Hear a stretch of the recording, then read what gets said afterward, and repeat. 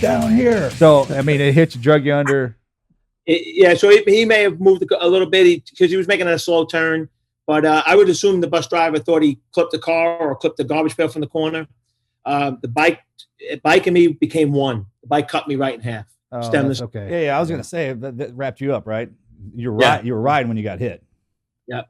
And so the bike frame cracked in half, and the seat post ripped me apart. Took it up to my sternum. My abdominal wall was out. Femoral artery severed.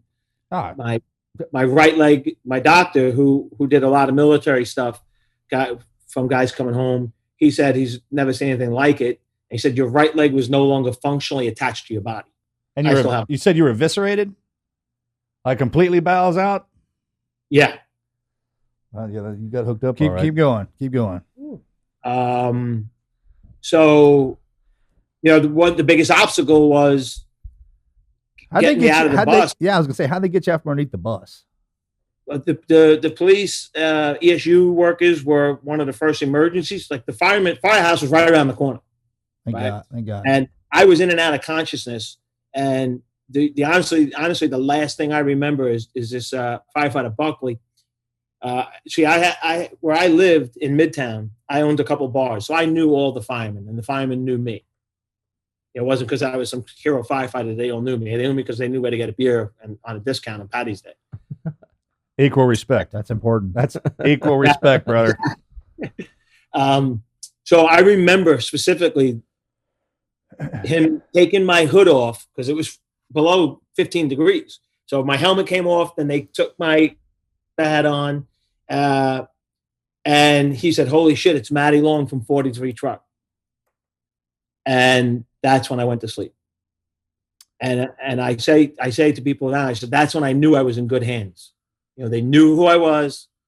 They weren't going to let a brother go down. Right. And so what I was told from there is now Sergeant Kelly from Rescue 1 of ESU 1, not Rescue 1, ESU 1. He looked at him and said, "You know him? He's a fireman?" I said, "Yes." And he, instead of putting on the blue surgical glove and doing all the things to protect yourself, he just reached into my femoral artery and held it shut. Shut the artery down? Yeah.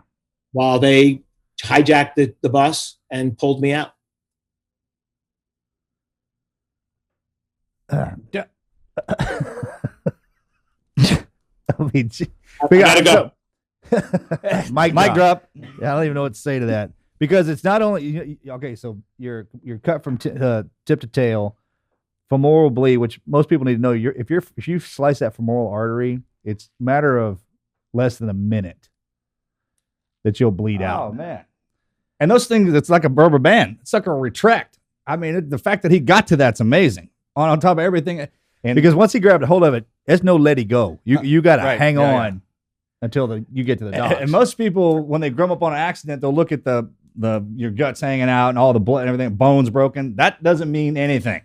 That stuff will keep going. It's pretty amazing. But those arteries are completely different. Once you tack one of them out.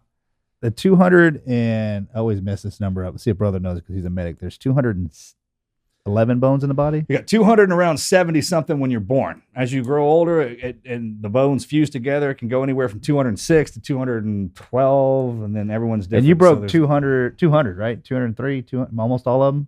They never gave me a bone count, but I broke some bones. Yeah, I had 43 surgeries in 5-month period. That's awesome. You were talking about the blood loss, right? So in the first 10 or 11 hours, they gave me 68 units of blood.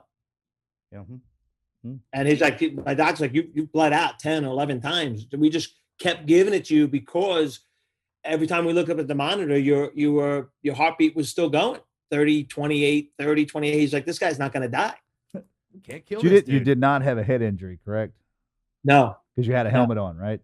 Had a helmet on. Thank you. I'm driving my point home as a brain scientist. Wear a helmet. Yep. I had a open head cut, but no trauma, no brain trauma, thank God. Just everything else from here down. Neck down. Yeah, we got that. Put that back to you. All right. So after they got to the hospital, how long was that? That golden hour? They get you in and under?